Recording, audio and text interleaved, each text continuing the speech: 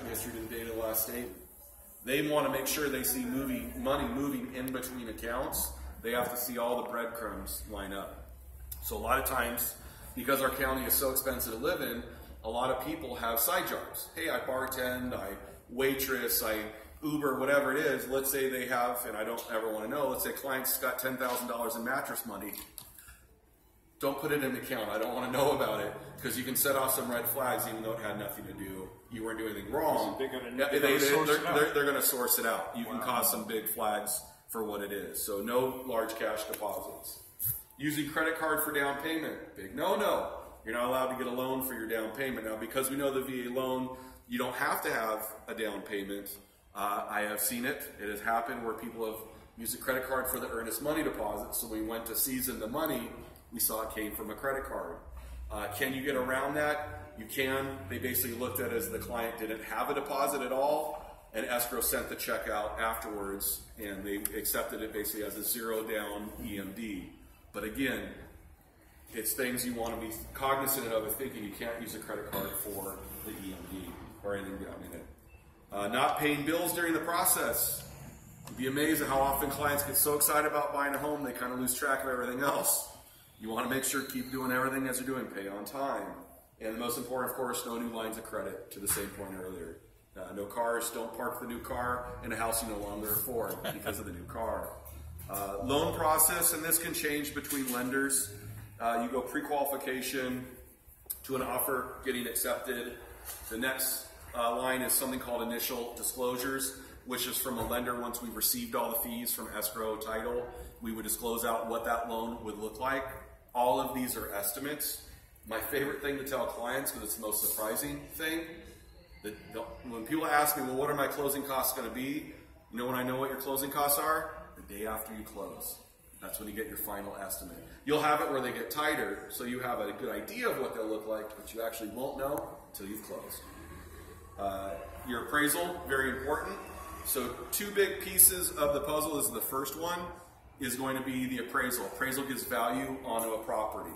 The second item you need is underwriting. You have a clearance of an underwriter, they call it being clear to close, and appraisal coming in, you have yourself a loan. That's what will clear you. As you'll see, the next step is underwriting. Underwriting will usually give you a conditional approval. Hey, I really like the loan, but I need X, Y, and Z until I'll allow this to close. Because you'll get in, hey, they've made the final payment in, or hey, they've done all these items that they've collected go back to the underwriter. And it goes in, you'll see I put the acronym CTC, which means they've been cleared to close. They've taken all the conditions. Hey, I want to make sure if the underwriter sees it before the appraisal's back. I want to make sure the appraisal's there. I want to make sure the title. They're going to do an overview that all these things have to happen, and I'll approve the loan. You get all those things back to the underwriter. They review it. You made everything happen. They actually sign off on the loan. What a lot of people don't realize is underwriters actually have a license that they sign off their license on every loan. So part of the reason people go, gosh, why is that underwriter so hard? Is if you have a VA loan that forecloses, they're going to come back to that underwriter and actually review what that underwriter did. How did they allow that to pass?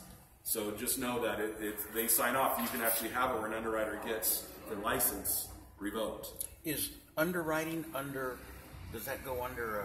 It's under a lender. Under a the lender. loan? Under lender, under the escrow. Is it part of escrow? So part of the all loan. Different pieces. You'll have a lender. So in this case, I'll talk about myself as a lender. Okay. I'm a lender. So in that, underwriting is within my firm. Now you can also have what are called brokers. So I didn't get into the separation of the two where it's a different company doing it. But in this case, the underwriting's us. Escrow is a third party. They're supposed to be non-biased, independent, and everything goes through escrow. Titles information comes to us through escrow. The realtors kind of talk through each other through escrow. Everything kind of happens through escrow. That's the hub. That's kind of the hub, and it's supposed to be non-biased. Okay. You like to think they always are. And then title on the other side is insurance. So it's a little different than the title you hold on your car when you receive it. And what that does is that guarantees that if there is anyone that has rights to your home, that someone messed up somewhere along the line, that you're covered through title insurance so that you carry no loss. So in that, on a VA loan, you would have to have title. They won't allow you not to have title insurance through the purchase, and I would recommend that anyways, but always talk to an attorney.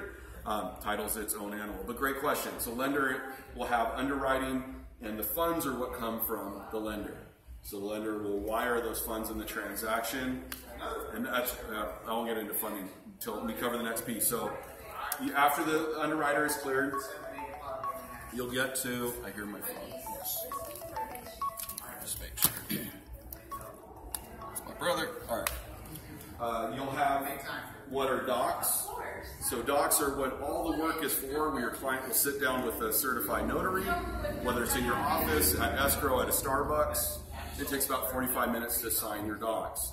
The good thing about today's rule, there was a big ruling change called TRID that had happened, that you will not see large fluctuations or things that were not shown before.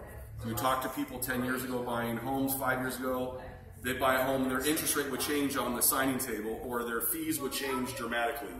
The good thing about some of the newer things that have happened, you should not see those types of changes by the way the system works today. Oh, that's good. Yeah, which is fantastic. It gives a little security. There's an item, and I'll keep going on. I'll cover it afterwards. In that, so when you have your docs, you have your signing, and then the next piece of the puzzle is funding.